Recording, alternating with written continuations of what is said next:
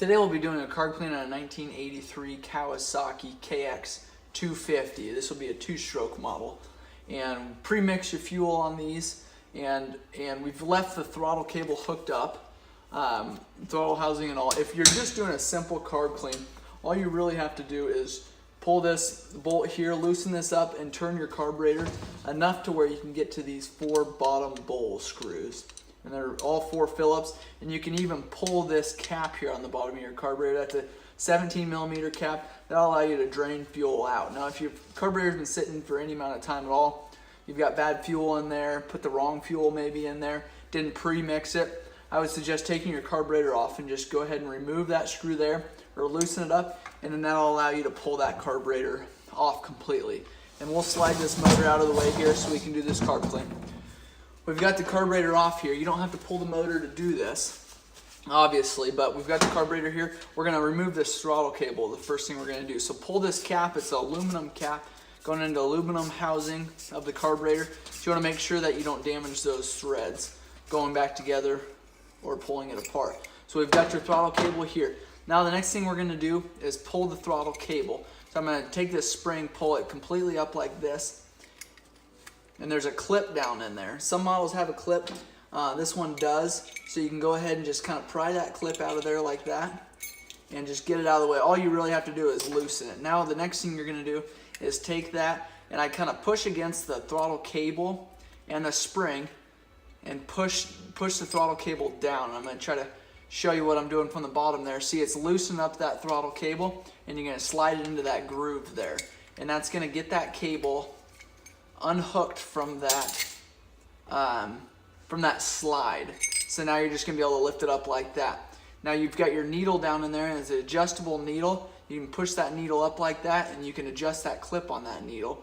There's probably 5 or 6 different settings that you can adjust your needle, depending on altitude, riding conditions, speed, what performance to the bike. There's your slide there. Right here is where your idle adjust is gonna hit, and that's gonna essentially just raise that the slide up, allowing more air and fuel to get through there. And then here is that clip, and that's gonna go back down in that same spot. It's kind of a holder washer there. You've got your spring here, and then we've got your cap. You can just go ahead and unscrew that cap there. Underneath here is the nut that you can.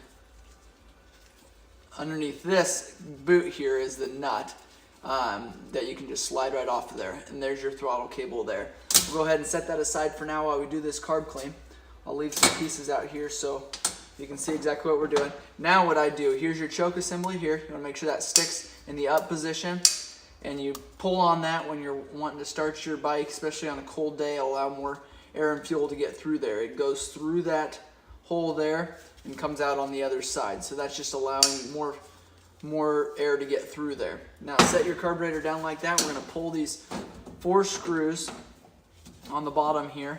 And again, this is an aluminum carburetor, and so you don't have to tighten these screws down a lot. You know, get them good and snug, but you don't need to crank on them. Once we pull these 4 bowl screws off, we'll pull that bowl off of there, and then that is where you can find buildup if there's any kind of fuel buildup from debris, or if you sink it in water, could be water in there.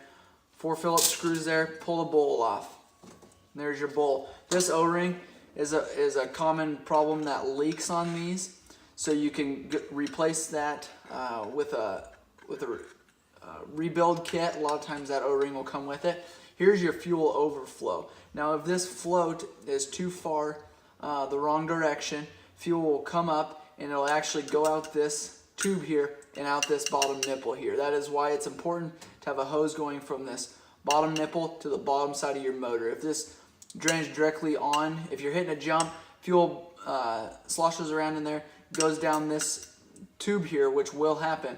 It'll come out this nipple here and that'll drain directly onto your motor. You don't want fuel landing on your motor. That's why there's a tube that goes beneath the motor.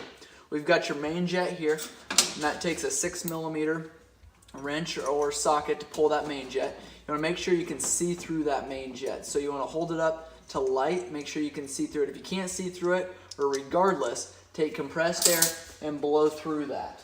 And that'll clean that jet out. And so you'll be able to see through it completely. If you're not able to get through it with compressed air or carb cleaner, then you want to use a carb cleaning tool, and that'll clean your jets.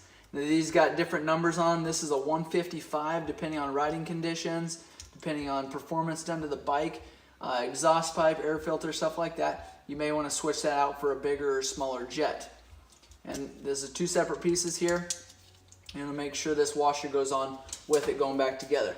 Now we've got your pilot jet. Pilot jet is used when you're starting the motorcycle, and that is a flat screw-headed jet that sits down in this little area here. Now you want to use a large screwdriver if you can, the larger the better, to make sure that you're getting full contact on that screw turning out. It's a brass screw, and they strip easily. So you want to make sure that you're seated down in there really well before turning that screw.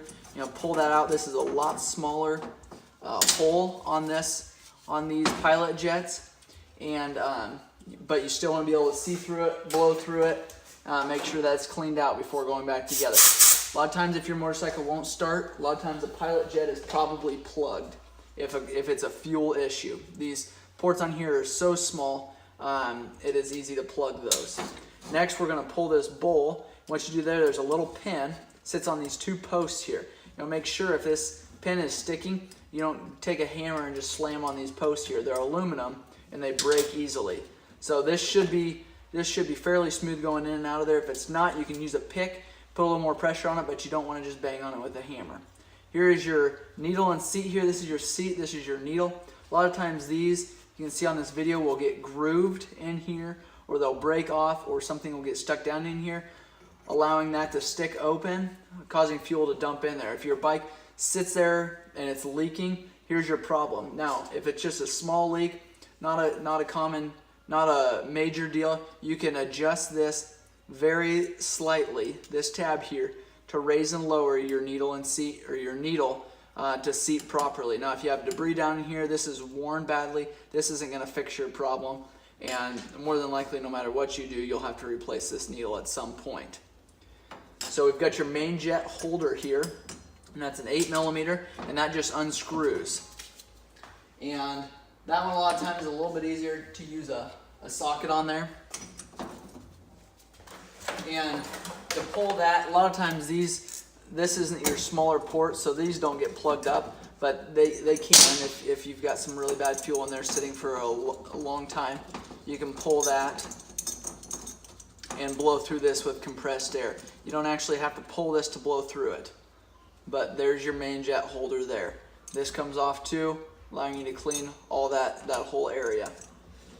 We'll go ahead and put that back together. We'll go ahead and put the carburetor back together. We'll pull the choke assembly off, and I'll show you idle adjust and a couple other adjustments on these. So make sure this is snug here. Again, you don't have to get it really tight because that is aluminum housing. We've got your main jet, that's the 6mm. Going back together there. Got your needle and seat here, and your float. So your float here, or your needle here, doesn't matter which direction that goes on, it can go either way. They're both the same there. That holder for that is right in the center there. Set that on there, into your needle there. Put your pin back through, make sure that sits evenly on either side of those posts. That way it doesn't hold anything up. Pilot jet, put it back on there. Again, big screwdriver, putting it back together. Big as flat as you can fit down in that hole, that way you've got more contact area. So go ahead and snug that up. And then I like to put this bowl on before we do anything else. That way we don't damage any of these components if we flip that carburetor over. So we've got a bowl on there now. We've got the 4 Phillips screws. And then tighten these down. Again, they don't have to be extremely tight because they are going into aluminum. I think that's the most common, one of the most common problems is these screws. You're not able to remove them because somebody tightened them down so hard. So just snug them up, give them a little quarter turn after that. If that O-ring underneath this bowl is good, this will not leak. So we've got your slide, and and your slide needle here going back together, you've got one side. This won't go down all the way in both directions. So we've got a little pin here that you can barely see there probably on that video, and that's going to slide all the way down that groove there. The other side is your idle adjust. What you're doing when you're adjusting this idle is pushing this slide up, and I said that earlier on the video, and I'll kind of demonstrate that now. Going back together, you kind of got to hold that carburetor straight up and down so that your needle sits down in there properly. And again, well, I'm just kind of putting everything together right now to show you the rest of the carburetor. So make sure those pieces are down in there. Putting this top cap back on, make sure it goes on there straight. There are some fine threads and they're aluminum. If it goes on there crooked, it'll ruin that cap. So there's your idle adjust is on this side, remember, and you can turn that a lot of times with your fingers. Sometimes you can't, depending on how far in it is, but you can see there when I'm turning this idle adjust, it's dropping this slide. So right now I'm lowering the idle. That's why you only want to adjust your carburetor when the bike is hot, and you only want to do little increments at a time, because you see a little turn there can make a big difference. We've got your choke here, and it's got a plunger underneath there, and that's a 14 millimeter cap, and you can just loosen that up. It's a plastic cap, so be careful pulling it. And then we've got your plunger down there, and essentially all we need to do here is clean that, inspect it, make sure there's no major grooving, make sure there's nothing holding it up. We can blow through there with compressed air, and that can go back together. That's spring loaded, and you can see that there. And it's not going to stick when it's outside of the carburetor. So put it back in is where it should hold its position. So that is a carburetor from a 1983 Kawasaki 250, and a lot of those Kawasaki's are all going to be the same.